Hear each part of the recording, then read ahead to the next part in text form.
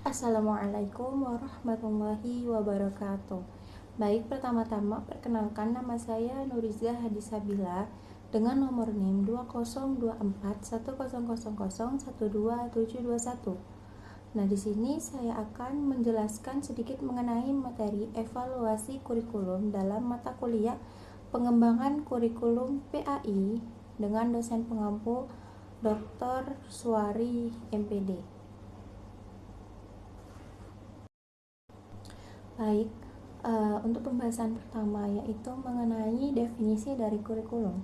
Nah, kurikulum adalah pedoman utama dalam proses belajar mengajar, yang mana di dalamnya itu terdapat tujuan, isi, strategi, dan juga penilaian. Nah, dalam pengembangan kurikulum tersebut itu sangat diperlukan evaluasi terencana, yang mana agar kurikulum itu tetap relevan dan juga dengan perkembangan zaman dan juga kebutuhan para peserta didik, yang mana itu juga dapat membantu dalam mengidentifikasi kelemahan dan juga memastikan ketercapaian akan tujuan pendidikan nasional. Baik, untuk pembahasan pertama yaitu mengenai definisi dari kurikulum. Nah, kurikulum adalah pedoman utama dalam proses belajar mengajar, yang mana di dalamnya itu terdapat tujuan, isi, strategi, dan juga penilaian.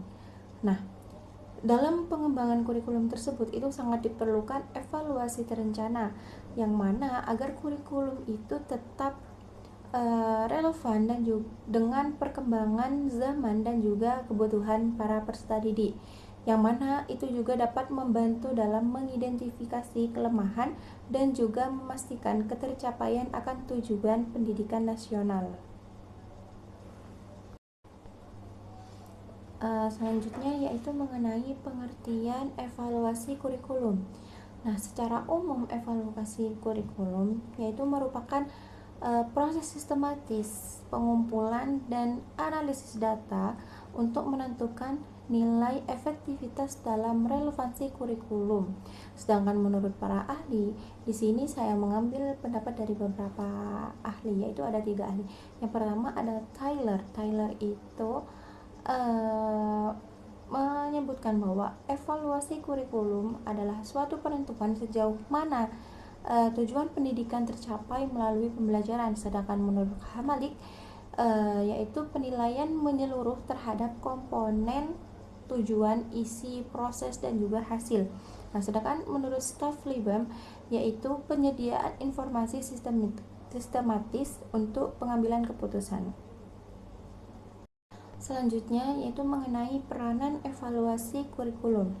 Nah, di sini terdapat beberapa peranan dalam evaluasi kurikulum. Yang pertama, sebagai pengendalian mutu, yaitu dengan memastikan kurikulum sesuai standar dan tidak menyimpang dari tujuan. Nah, yang kedua yaitu sebagai dasar pengambilan keputusan. Maksudnya memberikan data objektif kepada kurikulum itu perlu dipertahankan, diperbaiki, atau diganti.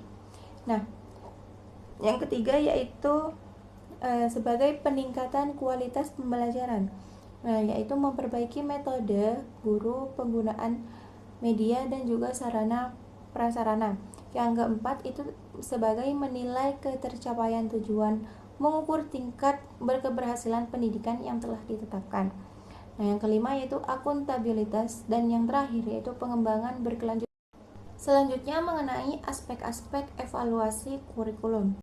Nah, di sini terdapat 4 aspek. Yang pertama, aspek tujuan, yaitu menilai relevansi dan ketercapaian gagasan pembelajaran. Yang kedua, itu terdapat aspek isi atau materi, yang yaitu menilai kesesuaian bahan ajar dengan tingkat perkembangan peserta didik.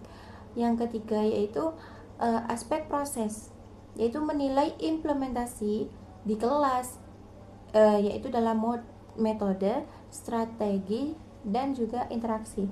Yang terakhir itu terdapat aspek hasil atau output, yaitu menilai dampak kurikulum terhadap pengetahuan, keterampilan, dan juga sikap lulusan. Selanjutnya yaitu mengenai model-model evaluasi kurikulum. Di sini terdapat 4 model. Yang pertama, model Tyler. Model Tyler itu yaitu berfokus pada hasil akhir dengan membandingkan tujuan dengan hasil belajarnya. Nah, yang kedua yaitu ada model SHIP, yang mana itu dikembangkan oleh staf Libam, yaitu menilai secara komprehensif melalui 4 dimensi, yaitu konten, input, dan juga proses dan produk. Nah, yang ketiga yaitu ada model START, responsif, yaitu menekankan pada pengalaman nyata di lapangan dan pandangan pemangku kepentingan, yaitu guru, siswa, dan juga masyarakat. Yang keempat yaitu terdapat model Scriven Guilfrey, yaitu menilai dampak nyata positif atau negatifnya tanpa terikat pada tujuan formal yang telah ditetapkan. Terakhir dari pembahasan kali ini yaitu kesimpulan. Nah, di sini dijelaskan bahwa evaluasi adalah kunci dari perbaikan mutu pendidikan yang berkesinambungan. Nah, yang mencakup penilaian terpadu terhadap tujuan, isi, proses, dan juga hasil. Nah, pemilihan model evaluasi yang tepat itu menentukan akurasi data untuk untuk pengembangan kurikulum di masa depan. Baik, mungkin cukup